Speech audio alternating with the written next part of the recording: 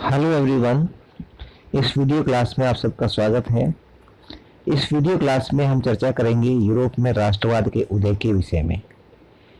Europe में राष्ट्रवाद के उदय के विषय में एक वीडियो पहले बनाया जा चुका है और ये सेकंड वीडियो होगा, पार्ट 2 होगा। और आइए इस वीडियो में हम चर्चा को शुरू करते हैं। इस वीडियो में हम चर्चा करेंगे कि किस तरह से उदारवादी आंदोलन में महिलाओं की सक्रिय भूमिका रही और महिलाओं ने राष्ट्रवाद में किस तरह से राष्ट्रवादी आंदोलन में किस तरह से भाग लिया। उदारवादी आंदोलन में महिलाओं की सक्रिय भूमिका निम्न प्रकार से रही। नंबर 1, महिलाओं ने अपने राजनीतिक संगठन स्थापित किए। ठीक है, first of all women establish their own political organisations. दूसरा, उन्होंने अखबार शुरू किए और राजनीतिक बैठकों और प्रदर्शनों में भी उन्होंने शिरकत की, अर्थात उन्होंने हिस्सा लिया। तो इस तरह से उदारवादी आंदोलन में महिलाओं ने अपनी भूमिका निभाई, उन्होंने योगदान दिया, अपने राजनीतिक संगठन बनाए और अपने अखबार भी शुरू किए उन्होंने, और राजनीतिक बैठकों में उन्होंने भाग भी लिया। दूसरा प्रश्न है, फ्रांसीसी क्रांति के रूपक चिन्ह कौन थे? फ्रांसीसी क्रांति के रूपक चिन्ह थे मारियान और लाल टोपी, तिरंगा, कलंगी आदि इत्यादि। तो ये जो मरियान है या मरियाना जो है, एक तरह का एक सिंबल गढ़ा गया, अलगरी जिसको हम कह सकते हैं, एक ऐसा सिंबल, एक ऐसा प्रतीक, यानी कि राष्ट्र के रूप में, एक राष्ट्र की देवी के रूप में, राष्ट्र को एक देवी के रूप में या एक महिला के रूप में उसको जो है सोचा गया और गढ़ा गया। तो और लोगों में उस चित्र के माध्यम से राष्ट्रवाद की भावना पैदा की गई। ठीक है, तो ये फ्रांसीसी क्रांति के रूपक चिन्ह थे जिन्होंने लोगों को एकजुट होने के लिए प्रेरित किया और लोग एकजुट हुए और उन्होंने फ्रांस में क्रांति में बढ़ चढ़कर भाग लिया। लाल टोपी जो है स्वतंत्रता का प्रतीक थी और जो आंदोलनकारी थे, रेडिकल्स, वो लाल टोपी पहनते थे और लाल टोपी पहन करके वो दिखाते थे कि वी आर फ्री, हम स्वतंत्र हैं और अब हम किसी के दास नहीं है, गुलाम नहीं है। एक झंडे का भी कोई भी आंदोलन छोटा हो या बड़ा, वहां पर झंडे का भी बहुत बड़ा महत्व होता है। उस झंडे के नीचे, उस बैनर के नीचे लोग इकट्ठा होते हैं और ध्वजवाहक झंडे लेकर के चलते हैं और वो झंडा जो है उनकी एकजुटता का प्रतीक होता है, आंदोलनकारियों की एकता का प्रतीक होता है। तो इस तरह से फ्रांस की क्रांति में एक तिरंगा झंडा भी इस्तेमाल किया गया था और एक कलंगी एक तरह से टोपी में लगने वाली एक कोई प्रतीक था। और इस तरह से इन प्रतीकों के माध्यम से, इन रूपक चिन्हों के माध्यम से फ्रांस में क्रांति को किया गया, क्रांति में लोगों ने भाग लिया। जर्मेनिया का अर्थ बताइए। जैसे मारियान है ऐसे ही जर्मेनिया है। जो भूमिका मरियान की फ्रांस में थी वही भूमिका जर्मनी में जर्मेनिया की थी। तो जर्मनिया जर्मन राष्ट्र का एक रूपक था। एक तरह से कह सकते हैं कि वो जर्मेनिया एक चित्र था जो जर्मन राष्ट्र को प्रतिबिंबित करता था, जो जर्मन राष्ट्र को परिलक्षित करता था। जैसे उदाहरण के लिए भारत में जब राष्ट्रीय आंदोलन चल रहा था, देश को आजाद करने के लिए आंदोलन चलाया जा रहा था, जब भारत अंग्रेजों के अधीन था, तो यहाँ पर भारत माता की एक तस्वीर बनाई गई थी और उस भारत माता की तस्वीर के माध्यम से लोगों में यह जागरूकता फैलाई गई, उन्हें प्रेरित किया गया कि देखिए कि हमारी भारत माता बेड़ियों में जकड़ी हुई है, भारत माता गुलामी की जंजीरों में जकड़ी हुई है और भारत माता आज़ादी मांग रही है। और ये आज़ादी तभी हो सकती है जब आप लोग एकजुट हो जाएं और एकजुट होकर के अंग्रेजों के विरुद्ध संघर्ष शुरू कर दें, आंदोलन शुरू कर दें। तो ठीक वही स्थिति उस समय जर्मनी में हुई और जर्मनी को एकीकृत करने के लिए, जर्मनी को एक राष्ट्र के रूप में मजबूत करने के लिए जर्मेनिया नामक एक रूपक बनाया गया, राष्ट्र के रूपक को तैयार किया गया, चित्र बनाया गया, है ना। चाक्षुष अभिव्यक्तियों में बलूत वृक्ष के पत्तों का मुकुट उसे पहनाया गया। ठीक है, जर्मेनिया के सिर के ऊपर, जो जर्मेनिया एक चित्र है जिसमें एक महिला है और उस महिला को जर्मन राष्ट्र के रूप में दिखाया गया है कि एक जर्मन राष्ट्र है ये। उसके ऊपर एक मुकुट पहनाया गया है जिसमें बलूत वृक्ष के पत्तों का मुकुट पहना रखा है, क्योंकि जर्मन बलूत वीरता का प्रतीक है।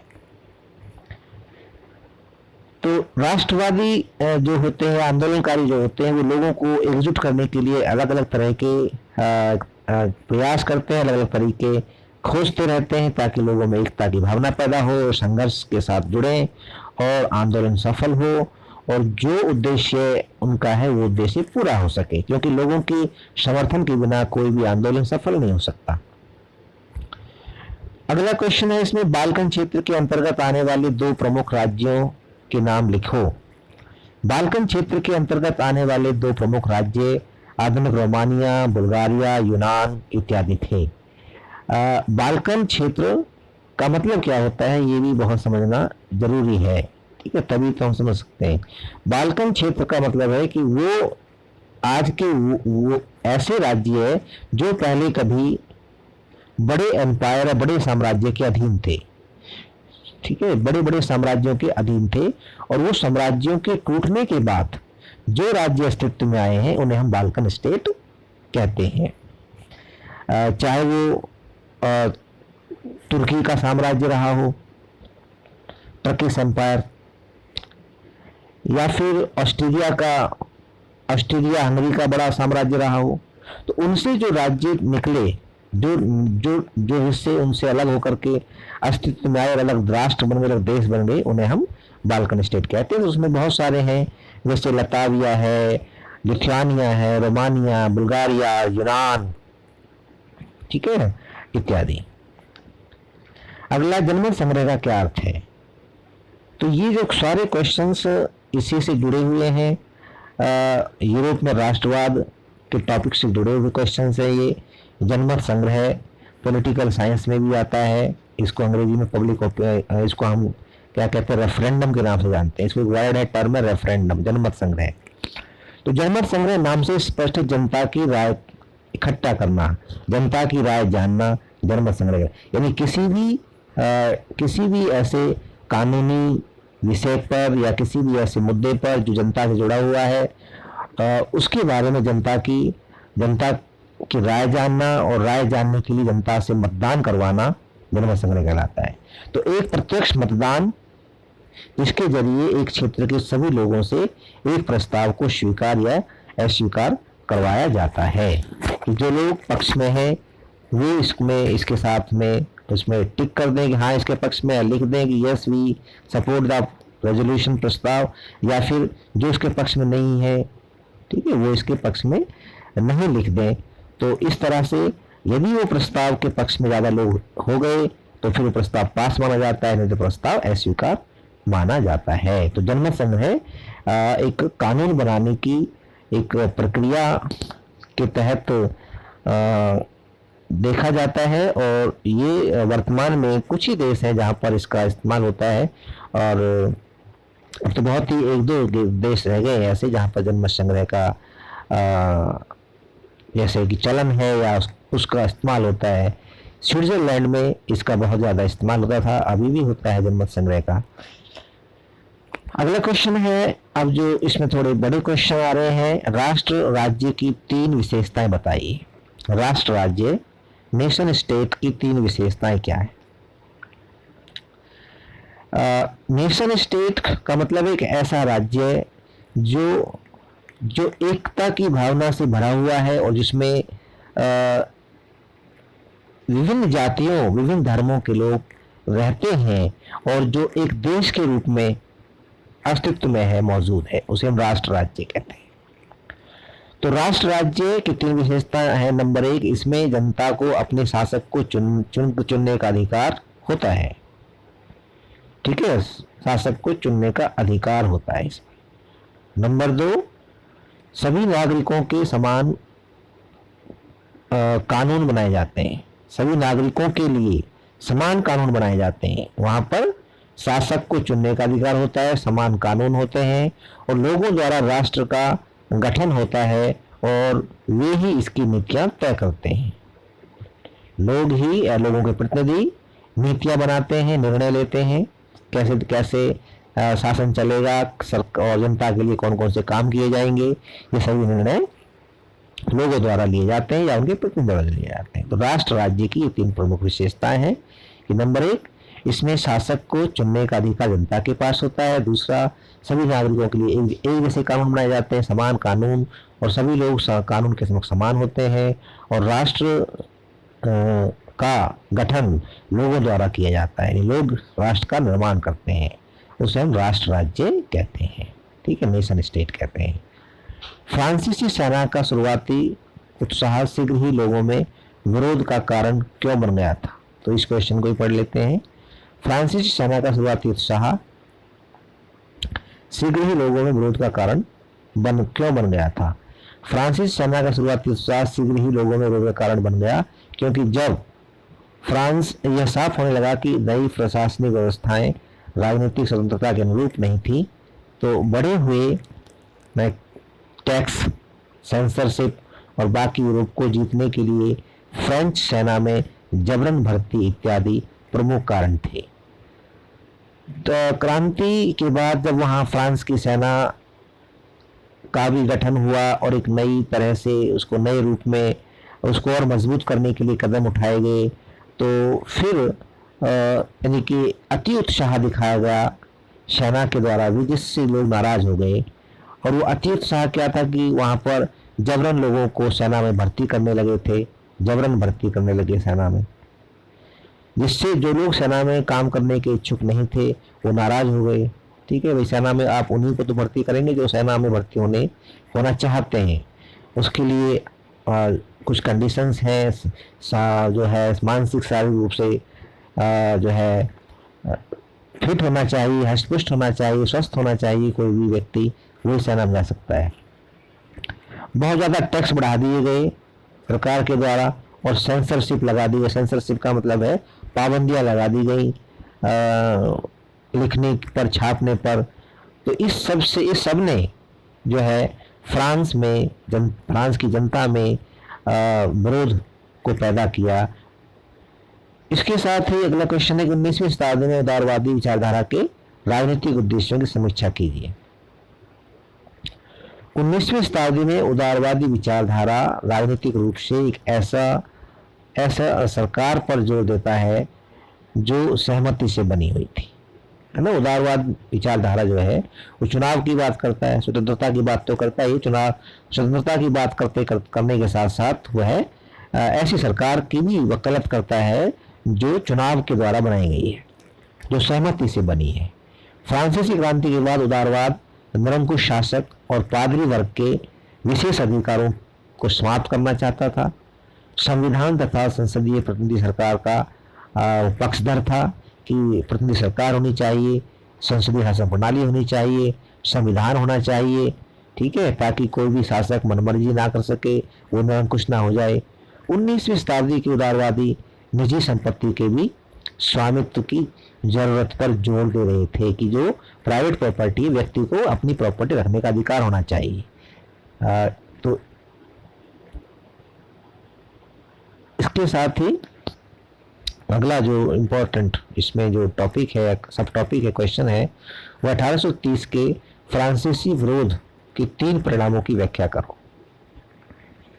1830 के फ्रांसीसी विरोध के 3 प्रमुख कारण है या परिणाम है। नंबर 1, 1830 के फ्रांसीसी विरोध के परिणाम स्वरूप बुर्बों राजा, जिन्हें 1815 के बाद हुई रूढ़िवादी प्रतिक्रिया में सत्ता पर बहाल किया गया था, उन्हें अब क्रांतिकारियों ने उखाड़ फेंका। 1830 में वहां से फिर क्रांतिकारी जो है राजतंत्र को उखाड़ कर फेंक देते हैं।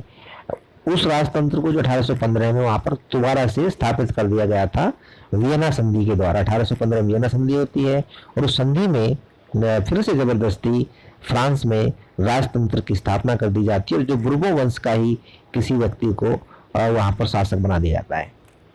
ठीक है, लेकिन 1830 में फ्रांसीसी विरोध होता है और इस फ्रांसीसी विरोध में उस राजतंत्र को फिर से हटा करके और वहां पर फिर से जनता की सरकार स्थापित कर दी जाती है। फ्रांस में सत्ता अब लुई फिलिप को सौंपी गई। इसी तरह से अगला क्वेश्चन है कि जर्मन दार्शनिक योहान गॉटफ्रीड के विचारों की 3 बिंदुओं में विवेचना कीजिए। जर्मन दार्शनिक हुए हैं योहान गॉटफ्रीड। बहुत सारे विचार हुए हैं, जैसे फ्रांस के समय हमने देखा कि रूशो, मोंटेस्क्यू, लॉक, ये 3 बड़े योद्धा थे फ्रांस के, और इन्होंने बहुत ही महत्वपूर्ण भूमिका निभाई थी, दार्शनिक भूमिका निभाई थी फ्रांस की क्रांति में, और लोगों को क्रांति के लिए प्रिपेयर करने, मेंटली तैयार करने में, क्योंकि इन्होंने राजा की दैवीय अधिकारों का खंडन कर दिया, राजा को भगवान का प्रतिनिधि मानने से मना कर दिया, और लोगों को ये बताया कि आप राजा का विरोध कर सकते हैं, और यदि राजा जनता के लिए काम नहीं करता है तो उसके खिलाफ आप क्रांति कर सकते हैं, उसे सत्ता से हटा सकते हैं। इस तरह के क्रांतिकारी विचार इन दार्शनिकों ने दिए थे, लॉक, रूसो और यू कैन से मोंटेस्क्यू ने। तो ऐसे ही विचार जो है योहान गॉटफ्रीड ने जर्मनी में दिए। ठीक है, 3 प्रमुख विचार कौन कौन से थे? नंबर 1, जर्मन दार्शनिक योहान गॉटफ्रीड ने दावा किया कि सच्ची जर्मन संस्कृति उसके आम लोगों में निवास करती है, निहित है। यानी कि कुछ लोग क्या होते हैं जो दिखावा करते हैं कि हम ही बड़े संस्कृति के अलंबरदार हैं, हम बड़े संस्कृति के जो है पोषक हैं, समर्थक हैं, हम ही सबसे बड़े राष्ट्रवादी हैं, हम ही सबसे बड़े देशभक्त हैं, लेकिन वो वास्तव में होते नहीं हैं। वो स्वार्थी लोग होते हैं जो सत्ता में किसी तरह से पहुंच जाते हैं और फिर अपने आप को राष्ट्रवादी घोषित करते रहते हैं और दूसरे लोगों को देशद्रोही या राष्ट्रद्रोही का सर्टिफिकेट बांटते रहते हैं। तो योहान गॉटफ्रीड ने कहा कि सच्ची जर्मन संस्कृति अगर कहीं है तो वो जर्मनी के आम लोगों में है। ठीक है, आम लोगों में है। नंबर 2, राष्ट्र की सच्ची आत्मा लोकगीतों, जन काव्य और लोक नृत्यों से प्रकट होती थी। यानी उन्होंने लोकगीतों पर बल दिया, जन काव्य पर बल दिया और लोक नृत्यों पर बल दिया। ठीक है, तो उन्होंने कहा कि राष्ट्र की जो भावना है, राष्ट्रवाद है, वो लोकगीतों, जन काव्य, जनता के द्वारा कुछ कविताएं बनाई जाती हैं जो जनता में प्रचलित होती हैं, जनता में वो कहीं भी गले मोहल्ले चौराहे नुक्कड़ पर उनका वादन होता है, उनका वाचन होता है। ठीक है, और लोक नृत्य। तो इन 3 जो है विधाओं के माध्यम से राष्ट्र की सच्ची भावना परिलक्षित होती है या प्रकट होती है, ये उन्होंने कहा। योहान गॉटफ्रीड ने तीसरी बात कही कि स्थानीय बोलियों पर उन्होंने बल दिया, स्थानीय बोलियों पर बल दिया। जो लोकल लैंग्वेज है वो ज़्यादा इम्पोर्टेंट है। ठीक है, कुछ लोग ये है कि वो कुछ ऐसी भाषा सीख लेते हैं कि जो आम लोग जिसको नहीं जानते या नहीं समझते या नहीं उसको समझ सकते। तो जैसे कुछ लोग जैसे भारत में भी अंग्रेजी सीख लेते हैं तो अपने आप को ज़्यादा सुपीरियर समझते हैं। संस्कृत को हमारे समय यहाँ पर आज़ादी से पहले संस्कृत का भी बहुत बड़ा महत्व था। जो लोग संस्कृत बोलना जानते थे वो अपने आप को विशिष्ट मानते थे। तो लेकिन जो आम लोग थे उनकी अपनी भाषा होती है। तो योहान गॉटफ्रीड ने कहा कि जो लोग बोलते हैं वही भाषा सच्ची भाषा है और अच्छी भाषा है। ठीक है, तो स्थानीय बोलियों पर उसने जोर दिया। स्थानीय लोक साहित्य को इकट्ठा करने का उद्देश्य केवल प्राचीन भावना को वापस लाना नहीं था, बल्कि आधुनिक राष्ट्रीय संदेश को ज्यादा लोगों तक पहुंचाना था, जिनमें से अधिकांश अनपढ़ थे, निरक्षर थे। तो अनपढ़ लोगों को अपनी प्राचीन संस्कृति से, उन्हें अपने लोक साहित्य से जोड़ना था और ताकि उनके अंदर राष्ट्र भावना पैदा हो सके। तो ये योहान गॉटफ्रीड का महत्वपूर्ण विचार। नंबर 1, उन्होंने गॉटफ्रीड ने क्या किया? जर्मन गॉटफ्रीड ने सच्ची जर्मन संस्कृति लोगों में है ये बताया। नंबर 2, उन्होंने लोकगीतों, जनकाव्य और लोक नृत्यों से राष्ट्र भावना प्रकट होती है ऐसा कहा। और तीसरा, उन्होंने जो है अब स्थानीय बोलियों पर बल दिया। इसके साथ ही इसमें पोलैंड में राष्ट्रीय भावनाओं के विकास में भाषा में ने महत्वपूर्ण भूमिका निभाई। उदाहरण देकर स्पष्ट कीजिए। तो यहाँ पर भाषा की भूमिका है कि किस तरह से पोलैंड में राष्ट्रीय भावना को बढ़ाने में या उसको उभारने में भाषा ने महत्वपूर्ण भूमिका निभाई। तो भाषा का अपना ही महत्व होता है, और क्योंकि भाषा ही एक तरह से अभिव्यक्ति या फिर संचार का माध्यम है कि हम अपने विचारों को भाषा के माध्यम से दूसरे तक पहुंचा सकते हैं। तो राष्ट्रीय भावना को लोगों तक पहुंचाने के लिए एक माध्यम था, और माध्यम भाषा सबसे महत्वपूर्ण माध्यम भाषा होती है। वो भाषा लिखित भी हो सकती है, वो भाषा मौखिक भी हो सकती है। चित्रों के माध्यम से भी अपने संदेश लोगों तक पहुंचाए जाते हैं। ठीक है, तो इस तरह से पोलैंड में भी वहाँ पर इस तरह से लोगों में राष्ट्रीय भावना को विकसित करने में भाषा ने महत्वपूर्ण भूमिका निभाई। फ्रैंकफर्ट संसद के जर्मन राष्ट्र निर्माण में योगदान का उल्लेख कीजिए। तो अगला क्वेश्चन है,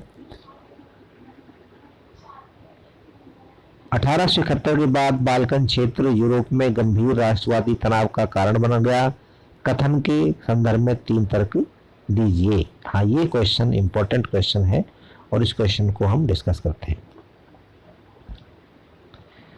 1871 के बाद बाल्कन क्षेत्र यूरोप में गंभीर राष्ट्रवादी तनाव का कारण बन गया, जिसके विभिन्न निम्न कारण हैं। ये बाल्कन क्षेत्र से स्पष्ट है कि वो क्षेत्र जो पहले किसी साम्राज्य के अधीन थे और फिर वो साम्राज्य के टूटने के बाद, बिखरने के बाद वो अलग देश बन गए।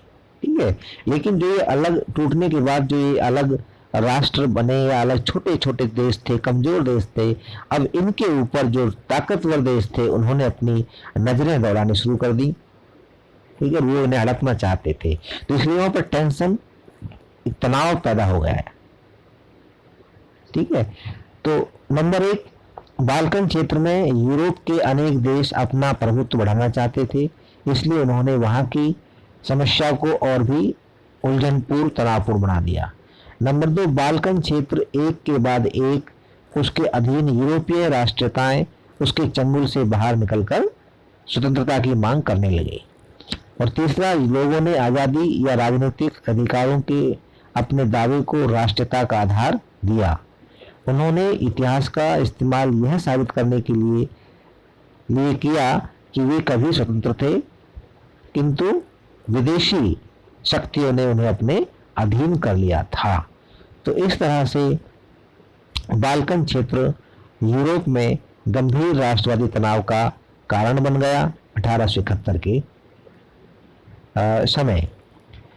एकीकृत इतालवी गणराज्य के निर्माण में काउंट कैमिलो दी कावूर की भूमिका को स्पष्ट कीजिए। ये भी इंपॉर्टेंट क्वेश्चन है ना। इतालवी गणराज्य ने, इटालियन, इसको हम इटली कहेंगे, इटालियन गणराज्य। तो इटली का एकीकरण में महत्वपूर्ण भूमिका निभाते हैं मैज़िनी, दूसरे गैरिबाल्डी और तीसरे कैमिलो दी कावूर। तो कैमिलो दी कावूर की अपनी अलग से भूमिका रही है इटली को एकीकृत करने में, उसको एकीकृत गणराज्य के रूप में गठित करने में। तो एकीकृत इतालवी गणराज्य का निर्माण का वास्तविक श्रेय कैवूर को ही जाता है। हालांकि प्रयास गैरिबाल्डी ने भी किया और मैज़िनी ने भी किया, लेकिन वास्तविक श्रेय किसको जाता है? कैवूर को। 1852 में वह साइनिरिया, ठीक है, साइनिरिया में वह सार्डिनिया का प्रधानमंत्री बना और तथा इटली के एकीकरण के कार्य में जुट गया। सार्डिनिया का प्रधानमंत्री बनता है 1853 में और फिर वो इटली के एकीकरण के काम में जुट जाता है। उसने अपनी कूटनीतिक चालों द्वारा, यानी कि सार्डिनिया था, ये इटली का ही एक पार्ट था, हिस्सा था, भाग था, और वो अब इस सार्डिनिया के माध्यम से पूरे इटली को एकजुट करना चाहता था। उसने अपनी कूटनीतिक चालों द्वारा इस कार्य को पूरा किया। उसने कई युद्धों में भाग लेकर इटली के राज्यों को सार्डिनिया के साथ मिलाने का प्रयास किया। लॉम्बार्डी, मोडना, है ना, पार्मा, टस्कनी आदि राज्य धीरे धीरे विदेशी सत्ता से छुटकारा प्राप्त कर सार्डिनिया में जा मिले। इतिहासकार उसे इटली का बिस्मार्क कहते हैं। कैवूर को इटली का बिस्मार्क कहा जाता है। बिस्मार्क कौन है? बिस्मार्क ने जर्मनी का एकीकरण किया था, ऑटो वन बिस्मार्क। तो जो बिस्मार्क है वो उसका जो नाम जर्मनी में है वही नाम इटली में कैवूर का है। यानी कि कैवूर ने भी इटली के एकीकरण में वही भूमिका निभाई जो बिस्मार्क ने जर्मनी के एकीकरण में निभाई थी, इसलिए कैवूर को इटली का बिस्मार्क कहते हैं। अगला क्वेश्चन है कि फ्रांसीसी क्रांतिकारियों ने सामाजिक पहचान की भावना पैदा करने के लिए कौन से 4 कदम उठाए? ये भी इंपॉर्टेंट क्वेश्चन है। फ्रांसीसी क्रांतिकारियों ने सामाजिक पहचान की भावना पैदा करने के लिए निम्नलिखित कदम उठाए। नंबर 1, क्रांतिकारियों ने यह घोषणा की कि यूरोप के लोगों को निरंकुश शासकों से मुक्ति दिलाया जाए। ठीक है, यूरोप के लोगों को निरंकुश शासकों से मुक्ति दिलाया जाए। नंबर 2, एक नया फ्रांसीसी झंडा तैयार किया गया जिसने लोगों के राजध्वज की जगह ली। एक नया तिरंगा झंडा बनाया गया। नंबर 3, सक्रिय नागरिकों द्वारा चुनी गई एक सभा का गठन किया गया। जो लोग एक्टिव थे, जो क्रांतिकारी या आंदोलन में जो भाग ले रहे थे, उन्होंने एक सभा का गठन किया जिसका नाम नेशनल असेंबली रखा गया। ठीक है, नेशनल असेंबली रखा गया। और चौथा था, राष्ट्र के नाम पर नई नई स्तुतियां रची गई। स्तुतियां मतलब स्लोगन्स, नए नए स्लोगन्स बनाए गए, नए नए गाने बनाए गए हैं, जिन्हें लोगों में प्रचारित प्रसारित किया गया और लोगों में एकजुटता के साथ। जैसे कि हमारे यहाँ पर जब आंदोलन चल रहा था भारत में, इंकलाब जिंदाबाद जैसे नारे लगाए गए।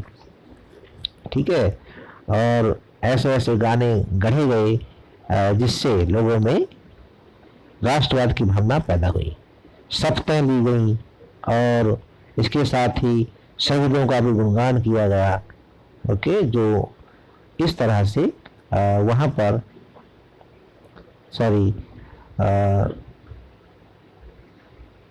फ्रांस के अंदर क्रांतिकारियों ने सामाजिक पहचान की भावना पैदा की, राष्ट्रीय भावना पैदा की। अगला क्वेश्चन है, that is very important question. 1804 की नागरिक संहिता के 4 प्रमुख विशेषता बताइए। 1804 की नागरिक संहिता क्या थी, पहले इसको समझना होगा। 1804 की नागरिक संहिता नेपोलियन के द्वारा बनाई गई थी। नेपोलियन 1804 में फ्रांस का शासक बन जाता है और फ्रांस का शासक बनकर के फ्रांस का शासक नेपोलियन के हाथ में आ जाता है और फिर वो फ्रांस में कुछ सुधार करता है और उन सुधारों में से उसका प्रमुख सुधार था 1804 की नागरिक संहिता, जिसे नेपोलियन संहिता के नाम से भी जाना जाता है। यानी कि संहिता क्या थी? एक कानून था, एक कोड था।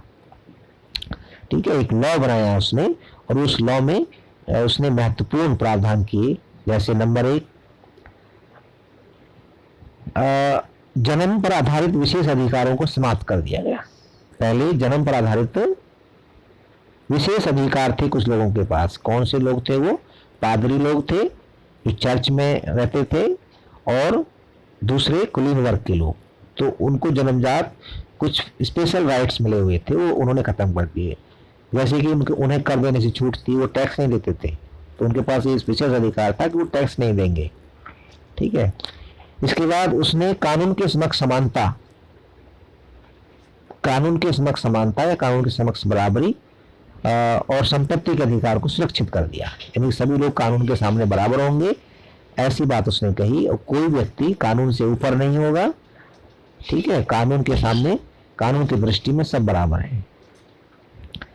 तीसरी बात उन्होंने अपनी संहिता में ये बताई, ये लिखी कि प्रशासनिक विभाजनों को उसने समाप्त कर दिया और सामंती व्यवस्था को भी उसने समाप्त कर दिया।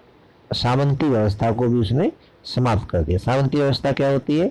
सामंती व्यवस्था एक फ्यूडल सिस्टम होता है, एक फ्यूडल लॉर्ड होता है, और उस लॉर्ड भूमि का स्वामी होता है, और उस भूमि का स्वामी किसानों से खेतों में काम करवाता है, और वो फसल सारी वो सामंत लेता है, और उन्हें सिर्फ मजदूरी के नाम पे थोड़ी बहुत फसल दे देता है। तो एक व्यवस्था थी सामंती व्यवस्था, जो बहुत ज़्यादा शोषणकारी थी, बहुत ज़्यादा दमनकारी थी, जिससे आम लोग बहुत परेशान थे, दुखी थे। तो उसने उस सामंती व्यवस्था को खत्म कर दिया और किसानों को भूदासत्व और जागीरदारी से मुक्ति दिलाई। भूदासत्व का मतलब है कि जो किसान थे वो दास थे, गुलाम थे, किसके? सामंतों के। तो उन्होंने उन दासता से मुक्ति दे दी।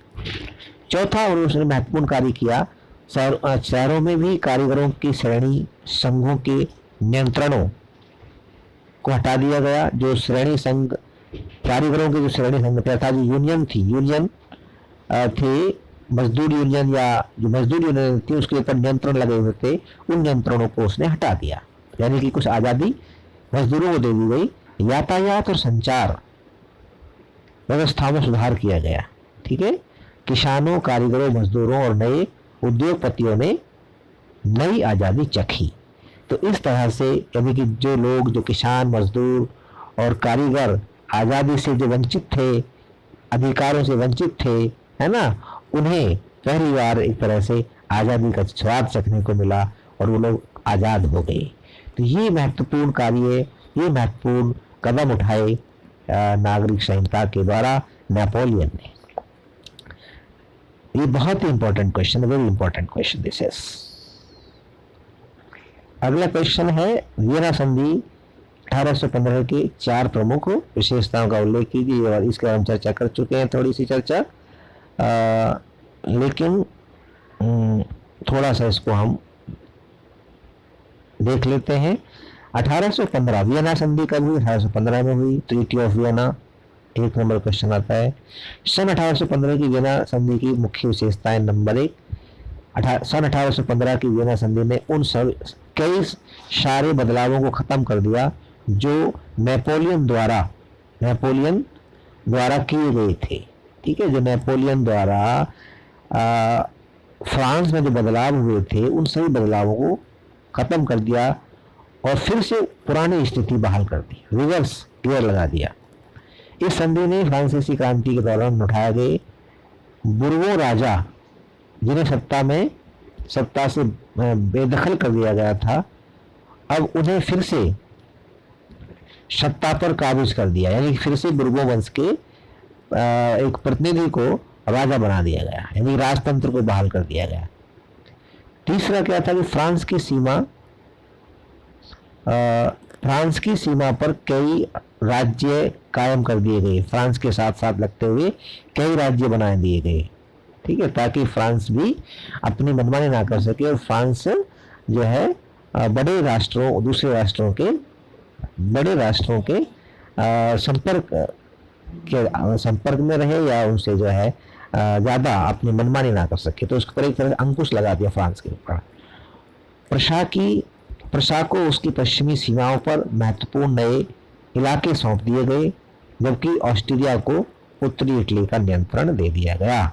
तो इस तरह से वियना संधि के द्वारा फ्रांस में अपनी पकड़ मजबूत करने के लिए इन शासकों ने, ठीक है, जो दूसरे जर्मनी के साथ लगते हुए जो बड़े राष्ट्र थे, उन्होंने अपनी पकड़ मजबूत करने के लिए सारे कदम उठाए। राजतंत्र को फिर से बहाल कर दिया। नेपोलियन द्वारा किए गए सारे बदलावों को समाप्त करके फिर से पुरानी स्थिति को बहाल कर दिया गया और फ्रांस की सीमा पर कुछ राज्य स्थापित कर दिए गए। तो इस वीडियो में बस इतना ही। इसके जो बाकी टॉपिक्स हैं उसे अगले वीडियो पार्ट 3 में डिस्कस करेंगे। इस वीडियो को लाइक करना और शेयर करना ना भूलें और चैनल को सब्सक्राइब भी करें ताकि आपको आने वाले वीडियोस की जानकारी मिलती रहे। आप सबका बहुत बहुत धन्यवाद। Thank you very much.